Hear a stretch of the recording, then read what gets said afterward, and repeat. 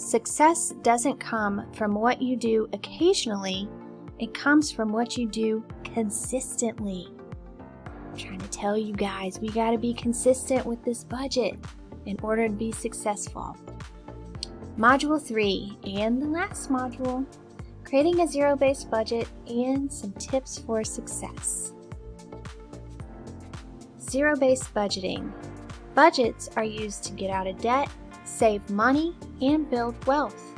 While creating a budget is not difficult, monitoring and maintaining them can be a pain. Consistency is key.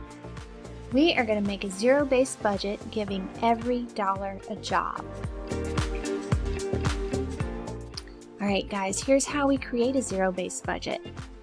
So we're going to add up your income together for the month. Get a monthly total for your income where you wrote down in your budget column, add that income up.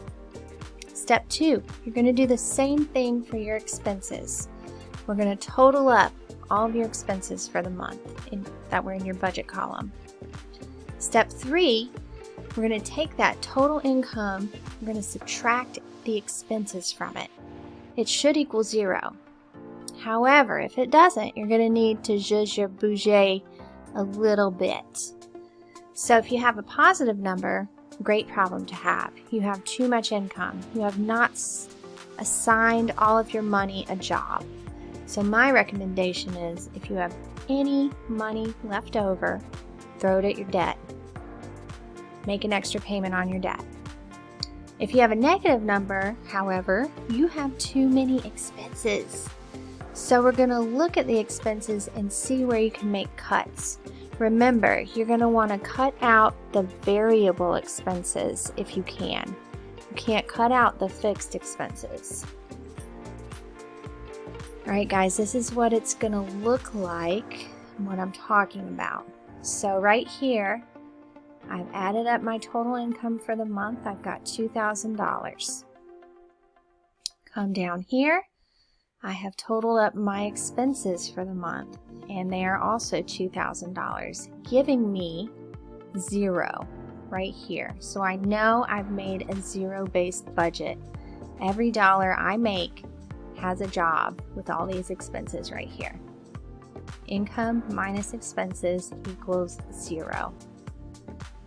Then over here, just for an example, I have filled in the actual numbers for the month.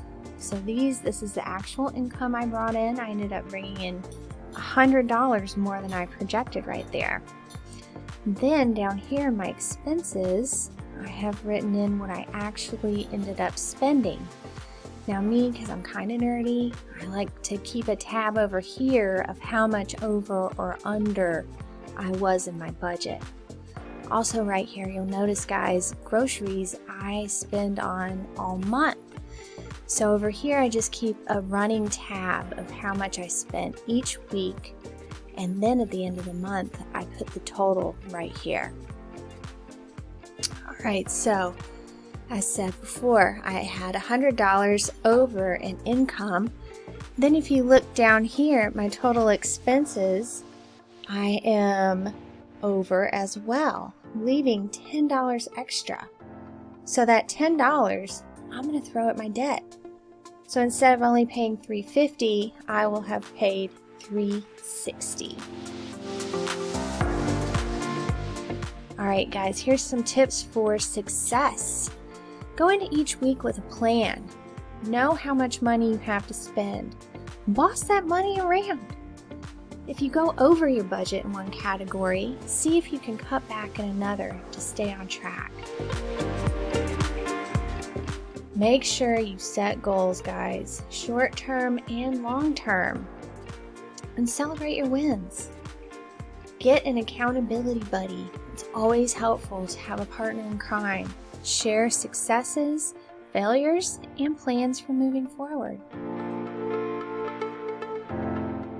And remember, your budget is not going to be perfect. It is a work in progress. Consistency is key to success.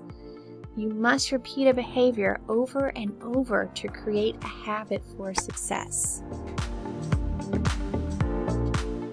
All right, your action step 4. I want you to designate 15 minutes a week to updating your monthly budget with actual income and expenses incurred.